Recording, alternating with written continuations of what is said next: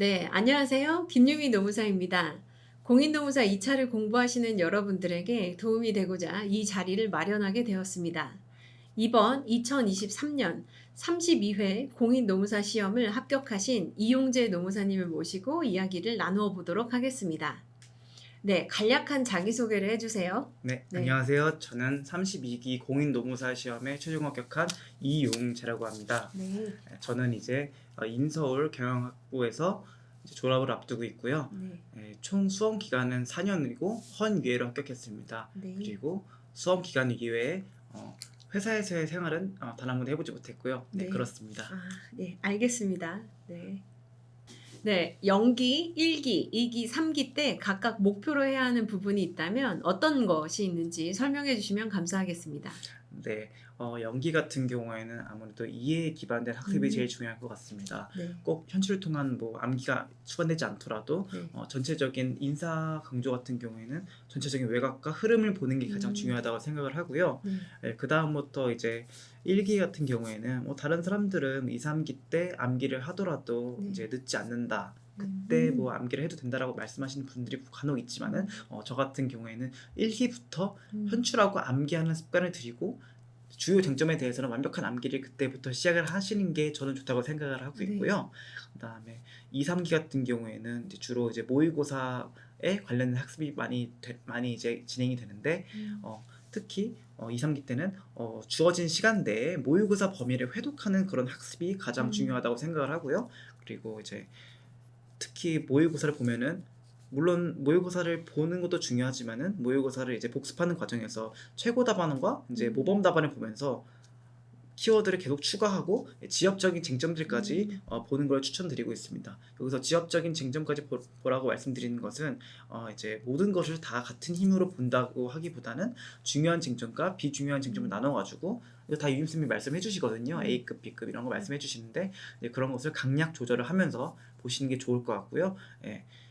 아무래도 아예 넘기는 것은 수험생의 불안감 측면이나 나중에 브리타를 대비할 때 그 능력에 있어서 차이가 나기 때문에 꼭 그런 부분은 네. 지양했으면 좋겠습니다. 네.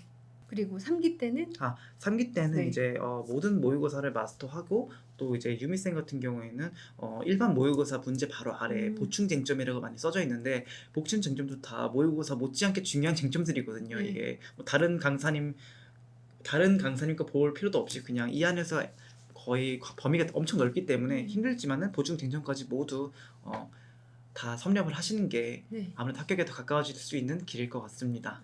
네, 맞습니다.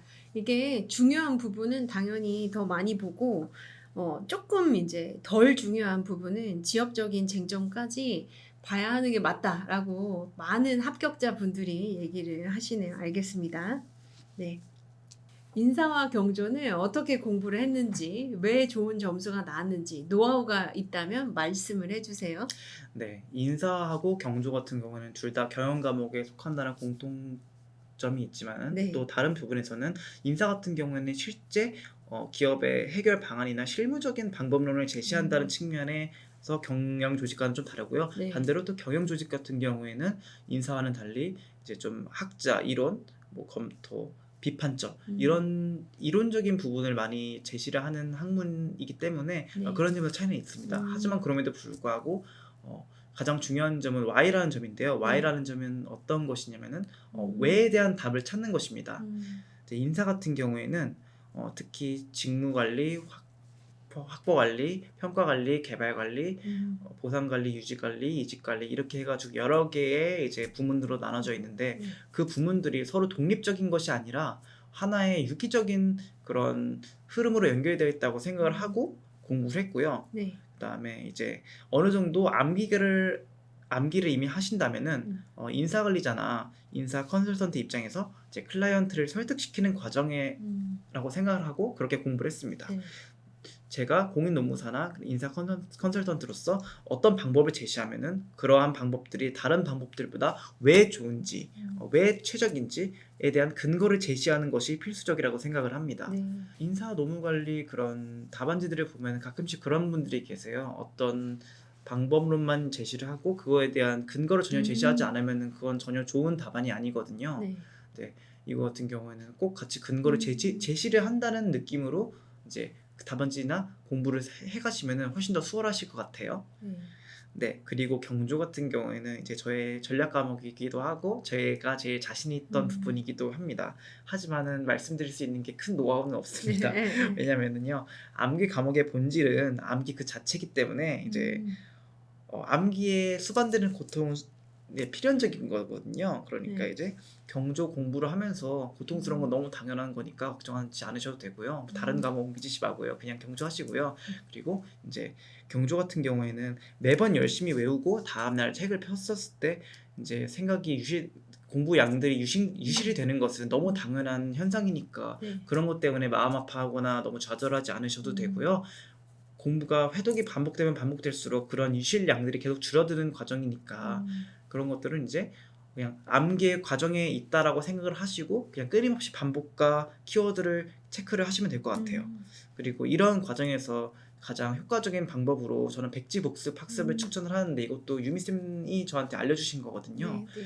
유미쌤 같은 경우는 이제 백지복습 할 때 그냥 아무것도 없이 너가 원하는 너가 알고 있는 그런 쟁점들을 써보고 이제 정리하고 스스로 정리되는 과정이 그렇게 백지복습을 통해서 확립이 되니까 그런 걸 하면은 유실되는 지식의 양들이 매우 적어지는 게 특성이에요. 네. 그래가지고 꼭 추천드리는 바예요. 네, 그리고 마지막으로 제 주변 합격하신 분들을 보면은요, 되게 지엽적인 쟁점, 설마 이런 것까지 누가 외우겠어? 라고 하는 쟁점들까지 이 사람들은 외우거든요. 저도 포함 마찬가지로 그런 쟁점들까지 다 외웠고요.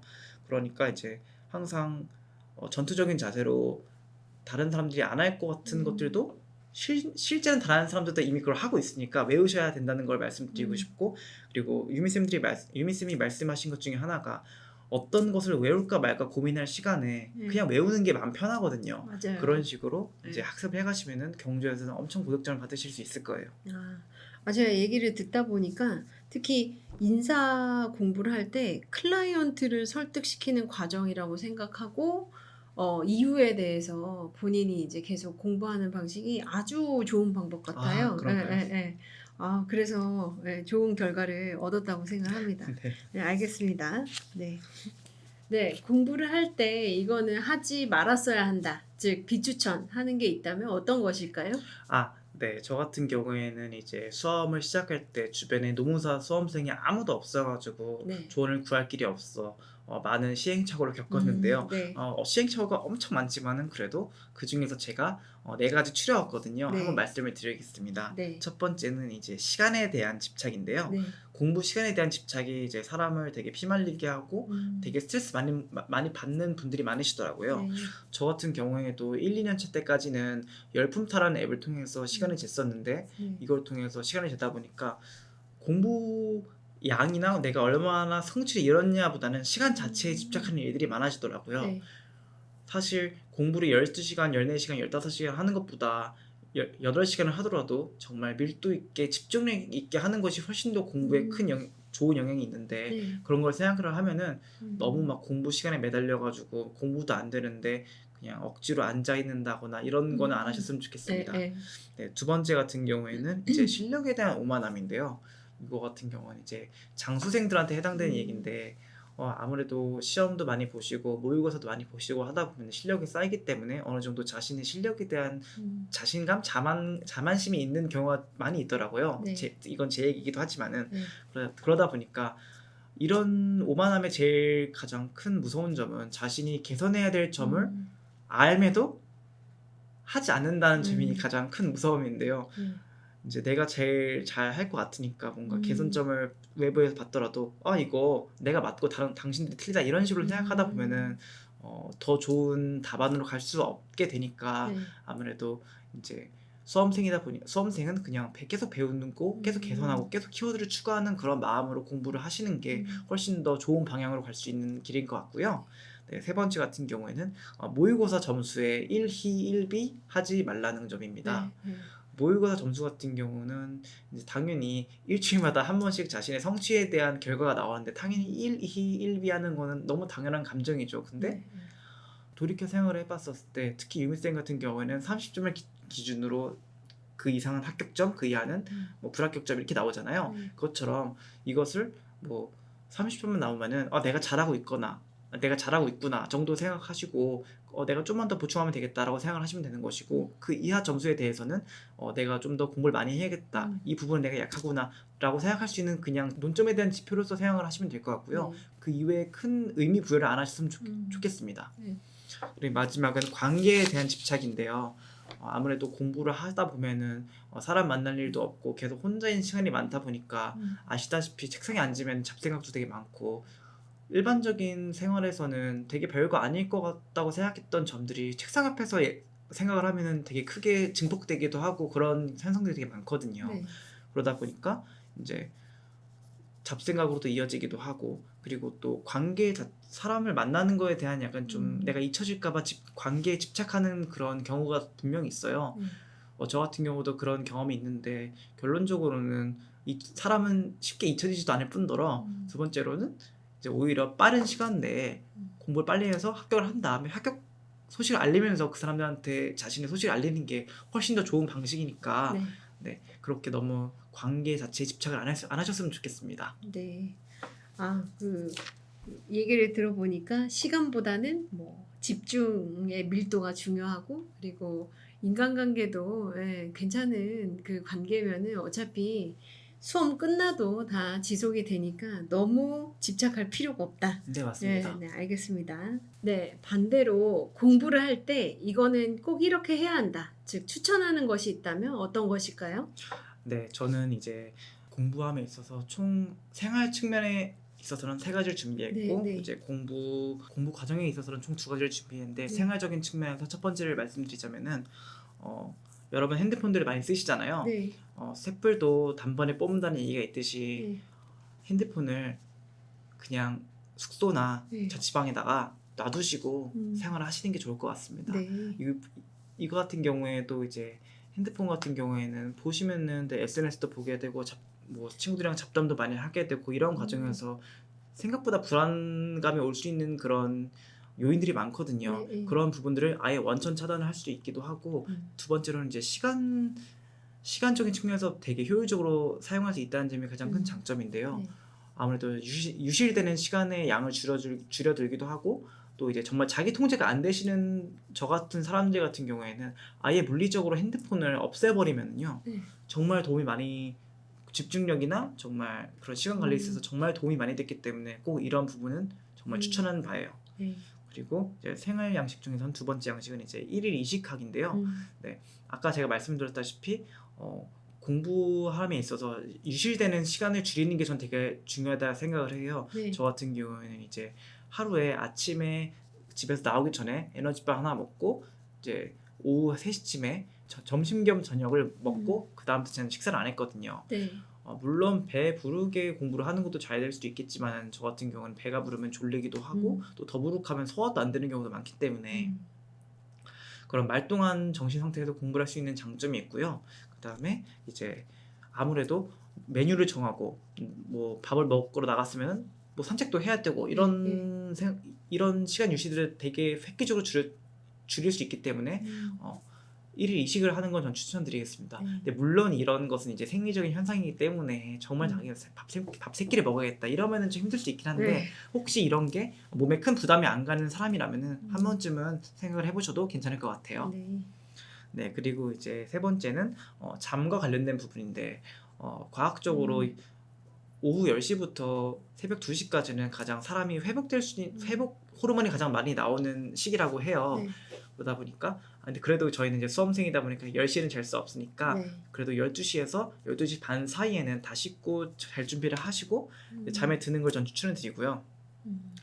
잠을 자는 시간에 대해서도 뭐 자는 시간 아껴가지고 공부를 하시는 수험생들이 되게 많으신 것 같은데 잠이라는 게 결론적으로는 과학적으로는 이제 그 전에 외웠던 모든 그런 지식들을 체계적으로 정리하는 그런 뇌에서 역할을 하기도 하고요. 두 번째로는 이제 다음날 공부를 할 수 있는 원동력이 되기도 하니까 너무 잠을 무리하게 줄이면서까지 공부를 하시는 거는 장기적으로는 되게 좋지 않다고 생각을 하고 그게 오히려 지속 가능성은 없다 생각을 해가지고 잠 같은 경우에도 아끼지 말고 그냥 충분하게 주무시는 게 더 좋을 것 같습니다. 그리고 이제 멘탈적인 공부 과정에 있어서의 저의 그 조언 같은 건데요. 네 번째 같은 경우에는 수험 생활에서 당연히 직면할 수밖에 없는 그런 불안한 순간들이 분명 이제 오기 마련인데 네.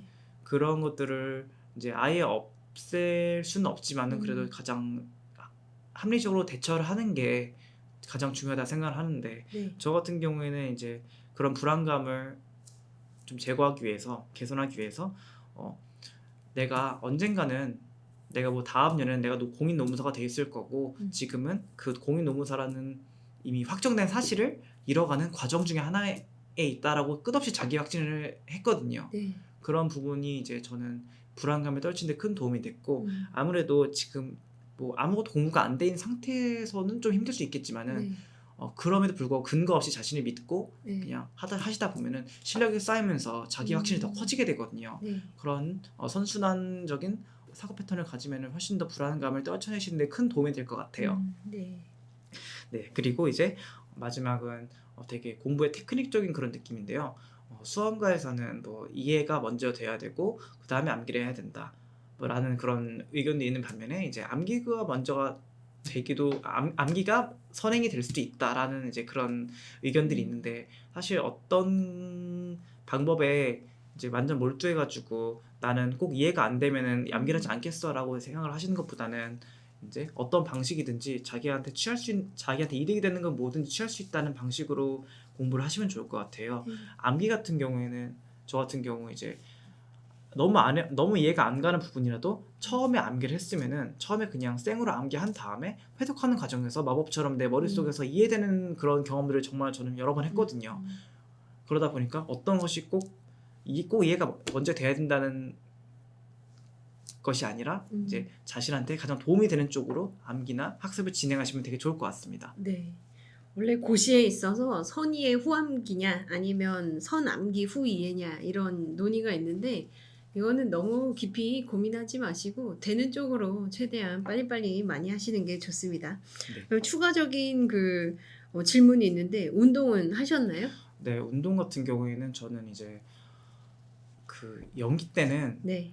나름대로 헬스를 했었는데요. 네. 헬스도 하고 네. 그랬었는데 헬스도 하고 뭐 이제 러닝도 하고 그랬었는데 네. 솔직히 2, 3기 때는 할 시간 없더라고요. 시간이 없죠. 네. 네.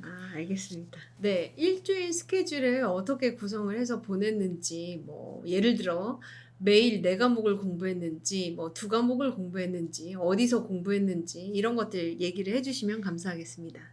저는 이제 하루에는 총 3과목을 하는 걸 추천하고 있습니다. 네. 왜냐면은 저는 쉽게 질리기도 하고 네. 그렇다고 4과목을 모두 돌리기에는 시간 너무- 관계상 되게 얕은 정도의 공부가 될 수밖에 없어요. 그러면 겉핥기식으로 공부를 하는 것과 좀 진하게 공부하는 것의 그 중간 점이 저는 2과목에서 3과목이라고 생각을 하거든요. 네, 네. 그렇기 때문에 한 3과목 정도로 공부하시는 게 저는 좋다고 말씀을 드리고 싶고요. 네. 그다음에 장부 같은 경우에는 저는 이제 학교에서 학교 고시반이라고 해가지고 따로 이제 같은 공부를 하는 실원들끼리 모아가지고 이제 그런 독서실처럼 자리를 마련해주는 그런 공간에서 공부를 네. 했습니다. 네. 그리고 이제 생활 패턴 같은 경우에는 시간 측면에서는 아침 먹고 이제 8시에 일어나가지고 조금 쉰 다음에 네. 한 8시 반에는 그래도 아침 먹고 나갔던 것 같고요. 9시에는 무조건 자리에 앉아가지고 네. 펜 들고 공부할 수 있는 그 직전의 상태를 만들었습니다. 네. 그리고 이제 3시쯤에 밥을 아까 말씀드렸다시피 밥을 한 끼 먹고 그 다음에 11시까지는 딱히 쉬지 않고 그냥 계속 그 안에서 공부를 했던 것 같아요.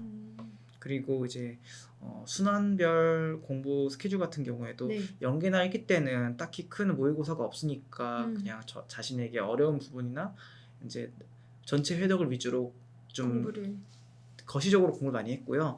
근데 이제 2기, 3기 때 되면은 아무래도 유미쌤 같은 경우에는 딱 그 시험 범위가 정해져 있잖아요. 네. 그러다 보니까 그 시험 범위에 맞춰가지고 공부를 했던 것 같아요. 그 시간 안에 회독할 수 있도록 공부를 했던 것 같습니다. 그리고 이제 모의고사를 보더라도 물론 모의고사를 쓰면서 공부를 하는 것도 물론 되게 중요하지만은 공부가 끝나고 나서 이제 모범 답안이나 최고 답안을 보면서 자신한테 부족한 키워드를 이제 추가하고 그런 것도 엄청 중요한 과정이기 때문에 아니 오히려 더 중요한 과정이기 때문에 시험 보고 난 하루 즉 월요일 같은 경우에는 저는 모든 시간을 다 그 4과목에 대한 그런 복습하는 과정으로 썼거든요. 그래서 네. 이제 꼭 어느 정도 시간을 할애해 주시는 게 복습에 꼭 필요할 것 같습니다. 알겠습니다. 네. 네. 소위 방학 기간이라고 불리우는 1, 2주 텀이 있는 기간에는 무엇을 하면서 보냈는지 이야기를 해주세요. 네, 방학 기간 같은 경우에는 단어적인 의미로는 방학이지만은 절대 그것이 여유롭게 쉴 수 있는 의미의 방학이 아니라고 생각을 합니다. 네. 그러므로 방학 기간 같은 경우에는 기존에 자기가 자신이 했었던 학습에서 부족했던 부분이나 아니면 조금 어려웠던 부분 같은 경우를 좀 더 회독을 하면서 좀 더 실력을 키울 수 있는 그런 기간이고요. 아무래도 강의를 듣지 않다 보니까 시간적으로 여유가 분명히 존재를 하거든요. 네. 그 기간을 이용해 가지고 오히려 자신의 실력을 더 향상시킬 수 있는 그런 기회라고 보시면 될 것 같습니다. 저 같은 경우에는 경영조직의 조직 파트가 너무 어렵기도 하고 휘발이 너무 많이 되는 바람에 이제 항상 자신이 없었는데 방학 기간마다 이제 조직 파트를 거의 한 4연속으로 회독을 하고 그러다 보니까 네. 실력도 실력인데 그 파트에 대한 자신감도 엄청 증가해서 네. 되게 좋은 점수도 항상 얻었던 기억이 있어가지고 그 방학 기간에는 이제 자신이 모르는 부분에 대해서 지독하고 집요하게 물고 늘어지는 그런 방식도 아주 좋은 방식일 거라 생각을 합니다. 아, 네, 알겠습니다. 네. 네, 마지막으로 수험생 분들에게 한마디 남겨주세요. 아, 네. 저도 이제 4년 동안 수험생이었다가 여러분들한테 이렇게 말할 수 있는 기회가 와가지고 너무 기쁘고 자랑스럽고 항상 감사하고 이제 그런 마음인데 영광스럽기도 하고 네. 그런데 이제 여러분한테 드리고 싶은 말씀이 있네요. 이렇게 네. 누구도 여러분들한테 노무사 공부 준비하라고 하지 않았잖아요. 네. 다 성인이고 자신의 선택에 의해서 공부를 하신 거니까 자신의 선택에 책임을 지는 그런 성숙한 사람이 되셨으면 좋겠습니다. 여기서 책임을 진다는 것은 하루빨리 합격을 해가지고 수험판에서 벗어나는 게 책임을 다하는 거라고 저는 생각을 하거든요. 네. 그러니까 이제 도끼 있게 주어진 시간 내에 밀도 있게 공부해가지고 좀 더 빨리 합격하셨으면 하는 게 제 바람이고요. 네. 그리고 이제 저는 그렇게 도끼 있는 사람도 아니고 그런 사람이었는데 그냥 그저 그렇게 흘러가는 사람인데 네. 수험함에 있어서 그 과정에서 이제 저 나름대로 라이벌도 정하고 벤치마킹을 하면서 저도 같이 독해졌던 그런 경험이 있어요. 그러다 네. 보니까 이제 꼭 도끼라는 게 선천적으로 타고나는 게 아니라 분명 후천적으로도 이렇게 습득될 수 있는 거라고 생각을 해가지고 네. 수험을 함에 있어서는 의식적으로 도끼를 품고 열심히 잘 하셨으면 좋겠습니다. 그리고 마지막으로는 이제 수험 생활을 하는 그 자체가 과정 자체에서도 삶에 대한 태도가 바뀌고 이제 성숙해지는 그런 정신적으로 이렇게 이점이 분명히 있거든요. 근데 하지만 이거 같은 경우에는 그 과정에서의 그런 이점은 합격생이나 불합격생이나 모두 가져가는 그런 이점이라 생각을 해요. 근데 합격을 하게 되시면은 그런 정신적으로 성숙하는 거 플러스 이제 직업이라는 성과도 얻게 되는 것이니까 이왕 수험 생활을 고통스럽게 보낼 거면은 성과라는 그런 열매도 같이 가져가셨으면 하는 게 제 바람입니다. 네. 네, 항상 공부 열심히 하세요. 네, 알겠습니다. 아, 정말 얼마 전에 어떤 분이 그 얘기 하시더라고요. 뭐 이렇게 살든 저렇게 살든 어차피 하루는 흘러가는데 그렇다면 열심히 살아야 되지 않을까. 맞아요. 저는 그렇게 생각합니다.